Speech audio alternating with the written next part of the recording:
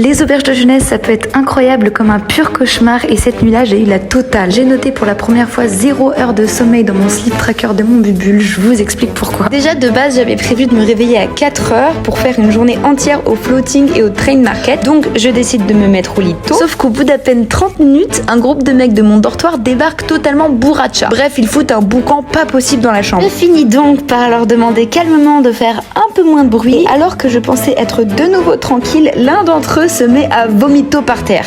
Quel plaisir! Donc je vous laisse imaginer la bonne odeur dans le dortoir et ma difficulté à dodo après ça. Surtout que monsieur décide ensuite de ronfler comme une locomotive. Bref, là je me demande vraiment si je vais pouvoir fermer l'œil de la nuit. Et puis au bout d'un moment, petit espoir, le monde de Morphée me tend presque ses bras. Je commence à m'habituer à son ronflement qui me berce presque, jusqu'à ce que j'entende un bruit d'eau très fort sur le sol. Et là je me dis, ah bah ok, le mec il se met à laver son vomi au milieu de la nuit, why not? Sauf que comme le bruit devenait de plus en plus fort, je décide de tirer mon rideau pour voir ce qui s'y passe. Et là, je tombe nez à nez face au vomito boy, en train de littéralement uriner par terre, quasi devant mon lit. Alors entre le boucan au début, l'odeur du vomi, son ronflement atroce, puis finalement son pipi, autant vous dire que je pète mon petit boulon. Je prends mes clics et mes claques et je pars de la chambre. J'ai été super choquée, mais bref, malgré le fait que j'ai été un vrai zombie toute la journée, le floating et le train market ont été de superbes expériences. C'est déjà ça de gagner.